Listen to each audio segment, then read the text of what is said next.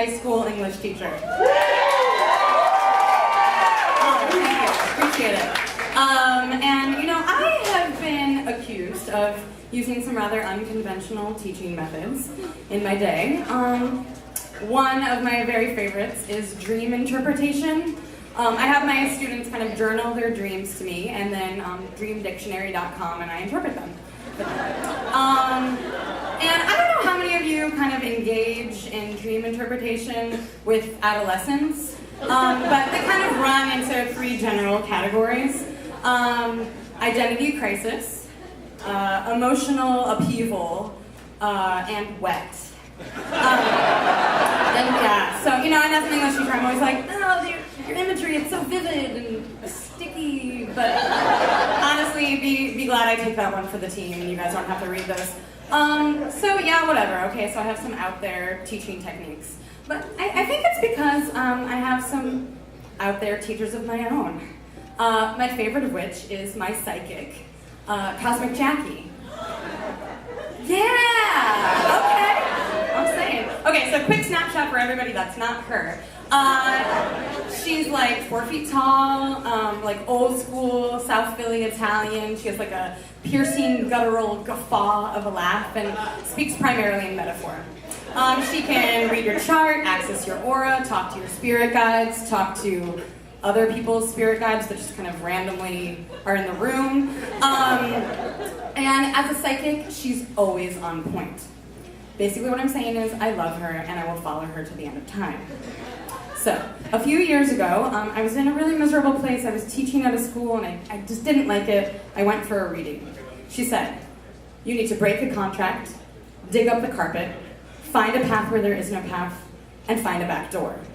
She said, when I go through that back door, she sees me surrounded with danishes and brownies, which I should just say is a metaphor a baked goods is like a metaphor she uses with me a lot. And I just interpret it to mean like really good curriculum. And she says she saw me with a really big smile on my face, and there was music and lights everywhere, and a gleeful marching band of students filling the space. So I interpreted this all to mean I should definitely quit my job, and I'd be fine.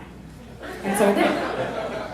And literally 3 days later, I'm saying in the dead of winter, in the middle of a school year, I got called into a new school that I was like, oh, this is a much better fit. My psychic is on point. I guess that's why she's a psychic. I hope she knows I'm talking about her right now. So, first day, I'm there, I'm signing paperwork in the principal's office, and she kind of gives me a little once-over, looks me up and down, and says, you'll do. Yeah, you'll do just fine. You seem like a real creative type. And I was like, ooh, how validating, she really sees me. And she says, yeah, the band teacher quit today. Figure something out. I was like, will do, boss. Enter the band kids.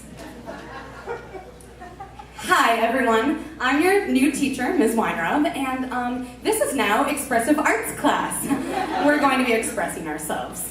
We started with some theater improv games, which they were so good at.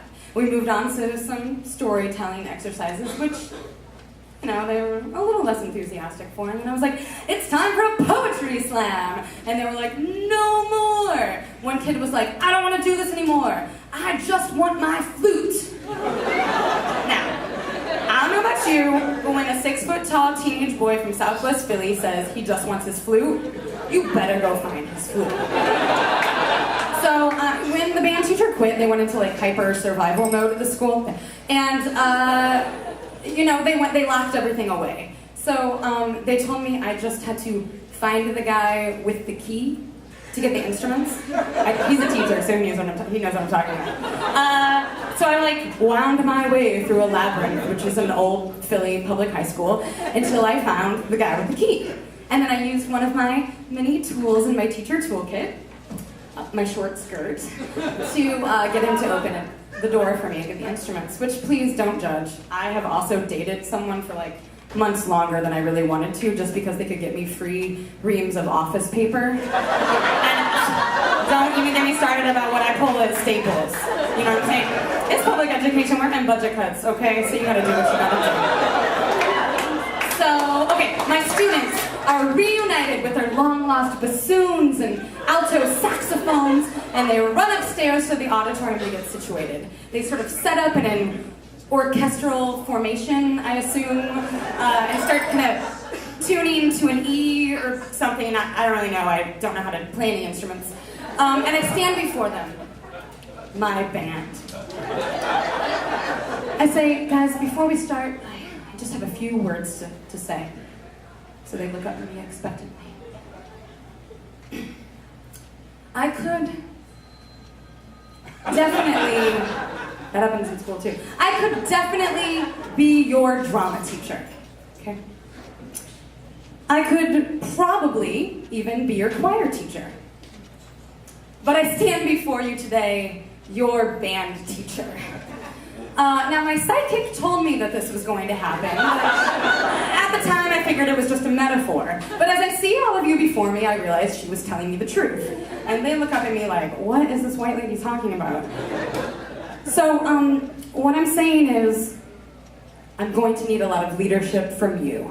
Can you do that? And they all kind of boop, boop, boop with their assent. I said, all right, Zayshawn, give us a count, or whatever. 5, 6, 5, 6, 7, 8. And miraculously, the saints came marching in. And the biggest smile spread out across my face, just like Cosmic Jackie said it would. Thank you.